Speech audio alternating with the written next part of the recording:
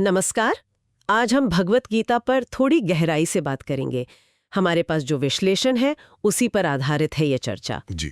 ये महाभारत का एक बहुत महत्वपूर्ण हिस्सा है, कुरुक्षेत्र का युद्ध मैदान, और वहां भगवान कृष्ण और अर्जुन के बीच ये संवाद होता है। बिल्कुल। तो चलिए इसको थोड़ा खोलते हैं। स्रोत ये बताते हैं कि ये सिर्फ कोई धार्मिक ग्रंथ नहीं है, बल्कि जीने की कला सिखाता है। सही कहा। हमारा लक्ष्य है कि इसके पीछे का जो दर्शन है, इसका ऐतिहासिक महत्व क्या रहा है, और हाँ, आज की दुनिया में इसके क्या मायने हैं, इसे समझें। हाँ, और इसकी शुरुआत ही बड़ी नाटकीय है। अर्जुन एक गहरे संकट में है, एक नैतिक दुविधा, अपने ही रिश्तेदारों के खिलाफ लड़ना। बिल्कुल, कि कैसे लड़ें।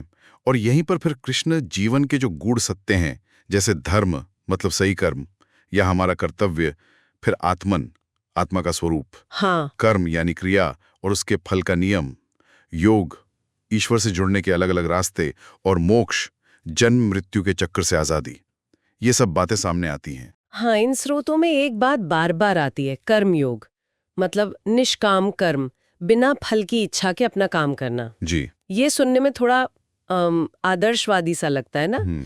क्या स्रोत ये भी बताते हैं कि इसे असल जिंदगी में कैसे उतारें? हाँ, ये बहुत महत्वपूर्ण सवाल है।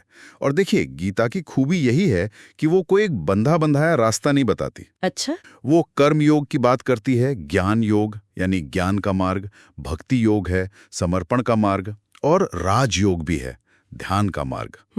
तो ये दिखाता है कि आध्यात्मिकता जो है वो काफी व्यक्तिगत चीज है।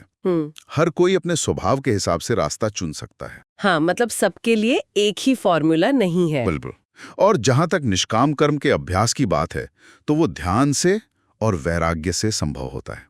मतलब नतीजे से मन को हटाकर सिर्फ अपने कर्तव्य पर ध्यान देना। और ये सिर्फ दर्शन ही नहीं है ना, ये तो खूबसूरत संस्कृत श्लोकों में लिखी गई कविता भी है। जी हाँ, काव्य है पूरा। और संवाद का जो तरीका है वो इसे पढ़ने में आसान बनाता है, कोई सूखा उपदेश नहीं लगता। सही।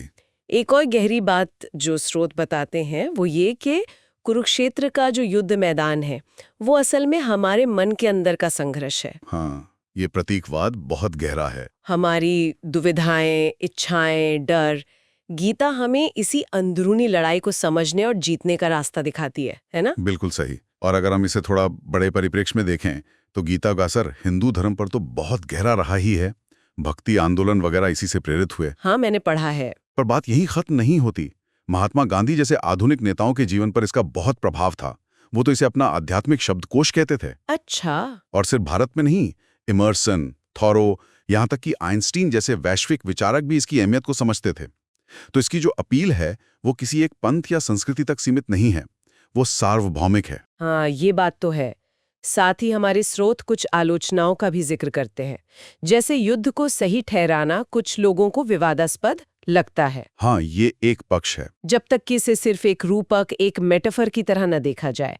और जाति व्यवस्था से जुड़े कुछ लोगों पर भी बहस होती है। जी, ये संदर्भ भी आता है। हाँ, हालांकि कई विद्वान मानते हैं कि ये शायद उस समय के संदर्भ में थे, या हो सकता है बाद में जोड़े गए हों। आजकल ज्यादातर व्याख्याएं इसे मनोवैज्ञानिक या आध्यात्मिक रूपक की तरह ही देखती हैं। सही है। और हम यहाँ सिर्फ वो जानकारी सामने रख रहे हैं जो स्रोतों में मिली है, हम किसी पक्ष का समर्थन नहीं कर रहे। बिल्कुल। और वो निष्काम कर्म की बात पर लौटें तो वो प्रसिद्ध श्लोक याद आता है, कर्मण्येवाधिकारस्थे मा फलेषु कदाचन।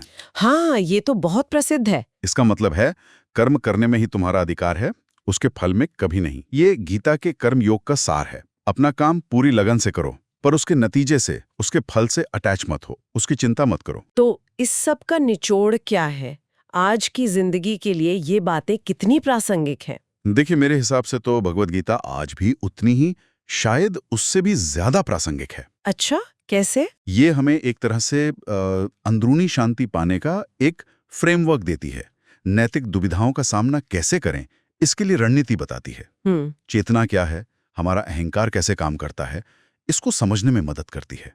और सबसे बड़ी बात, ये हमें सचेत होकर एक उद्देश्य के साथ और हिम्मत से जीने की प्रेरणा देती है। मतलब ये सिर्फ एक बार पढ़कर रखने वाली किताब नहीं है? बिल्कुल नहीं, ये तो एक आजीवन साथी जैसी है। आप जितनी बार इसे पढ़ेंगे, आपको उतने नए अर्थ मिलेंगे, नई परतें खुलेंगी। ये वाकई एक महत्वपूर्ण सवाल उठाता है फिर। बिल्कुल। आज की इस भागदौड़ भरी जिंदगी में क्या हम अपने आंतरिक कुरुक्षेत्र को, मतलब अपने मन के अंदर जो संघर्ष चल रहे हैं, क्या हम उन्हें